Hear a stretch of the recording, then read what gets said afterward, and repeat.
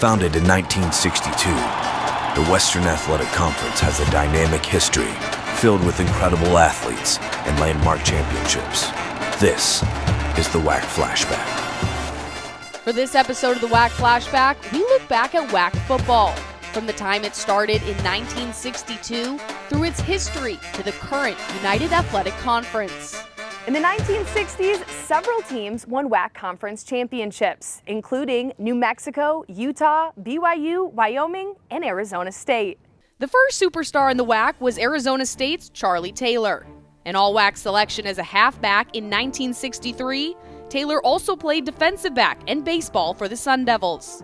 He was the third overall pick in the NFL draft in 1964 and is now a member of the Pro Football Hall of Fame.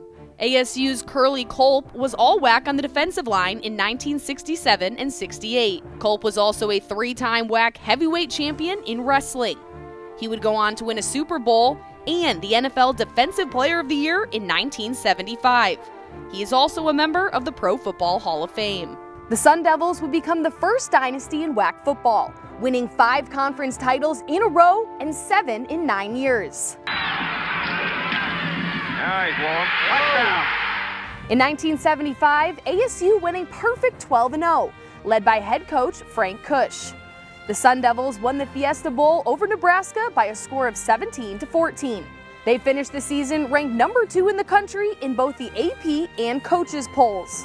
Defensive back Mike Haynes was a 3-time All-WAC selection.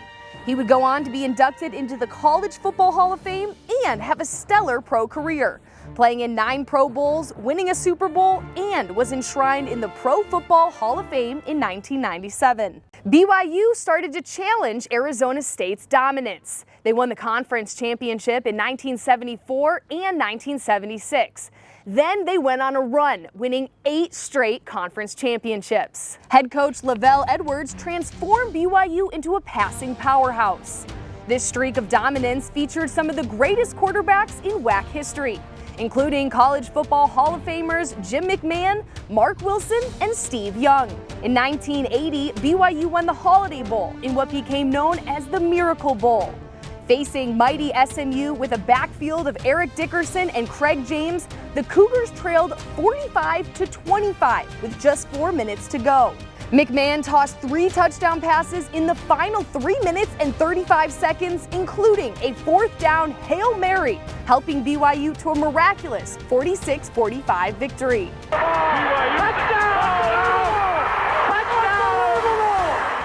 The WAC's first and so far only national champion in football came from BYU. In 1984, the Cougars started the season with an upset over number 3 ranked Pittsburgh. That was the first college football game that aired live on ESPN. Led by quarterback Robbie Bosco, BYU finished the regular season with a perfect 12-0 record. They faced Michigan in the Holiday Bowl. Down by 7 entering the 4th quarter, Bosco engineered 2 scoring drives to give the Cougars a 24-17 victory, cementing a perfect season and a national championship. Brigham Young University has won the Holiday Bowl 24-17. Between 1983 and 85, BYU won a WAC record 25 consecutive games. This also marked the start of the late-night college football era with ESPN, in which many WAC football games were broadcast in the late window on Saturday nights. In 1990, BYU quarterback Ty Detmer had a season for the ages. He set 42 NCAA records that season, passing for more than 5,000 yards and 41 touchdowns in just 12 regular season games. His signature performance was against top-ranked Miami, where Detmer threw for more than 400 yards in an upset win over the Hurricanes. Detmer, then a junior, became the first WAC player to win the Heisman Trophy. Whose name is Ty Detmer. Ty Detmer of BYU. Ty Detmer.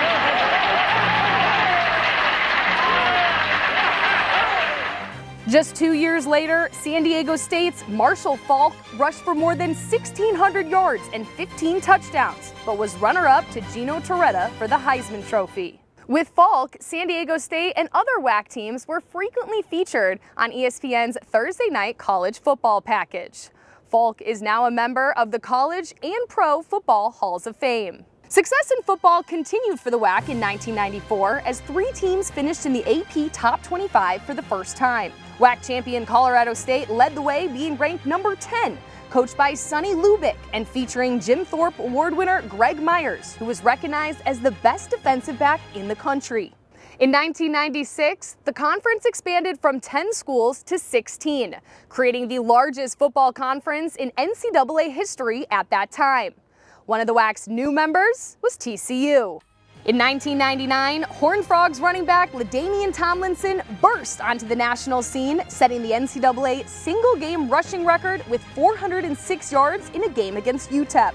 That season, he would be named the WAC Offensive Player of the Year and led the nation in rushing. The following year, Tomlinson once again led the NCAA in rushing with more than 2,100 yards. He finished 4th in the Heisman voting that season. LT is the WAC's all-time leading rusher and is still ranked 14th in NCAA history. He's also a member of the College and Pro Football Halls of Fame. Another College and Pro Football Hall of Famer played in that same era in the WAC, but on the other side of the ball. Brian Urlacher was both a safety and a linebacker for New Mexico. He was named first-team All-WAC in 1998. That same year, he led the nation with 178 tackles, setting a school record. In the early 2000s, June Jones and his run-and-shoot offense made their mark in Hawaii, setting all kinds of NCAA passing records. Quarterback Timmy Chang set the NCAA record with more than 17,000 career passing yards and was 3rd all-time in touchdown passes. The best team in the WAC during that era of the 2000s was Boise State. The Broncos won 8 straight conference titles. Here come the WAC champion Boise State University Broncos. On New Year's Day of 2007, undefeated Boise was in the Fiesta Bowl against Big 12 powerhouse Oklahoma and running back Adrian Peterson. The Sooners took the lead late in the 4th quarter. Then, with 18 seconds left, Boise State struck with a hook and ladder play on 4th and 18, scoring the touchdown to tie the game at 35. In overtime, the creativity continued with a halfback pass for a touchdown. The Broncos then elected to go for 2 and the win. Jared Zabransky pulled the old Statue of Liberty play as Ian Johnson ran into the end zone, giving Boise one of the most memorable wins in college football history. Congratulations on one of the greatest college football games we've ever seen. It's unbelievable. You know, these guys just kept believing, and that shows where they got it. The Broncos would win another Fiesta Bowl in 2010, finishing the season as the only FBS team with a 14-0 record. With conference realignment in 2012, the WAC dropped football until 2021, when it reappeared at the FCS level. The WAC and ASUN formed a scheduling alliance that led to the formation of the United Athletic Football Conference. In 2024, 3 UAC teams went to the playoffs, with Abilene Christian and Tarleton State advancing to the 2nd round of the national tournament. I'll tell you what, the first 2 passes by Mortensen have been spectacular. The WAC's football history is defined by innovation, geographic diversity, and high-powered offenses. It produced Heisman winners, national champions, iconic teams, players, and coaches, leaving a lasting mark on college football that will always be remembered.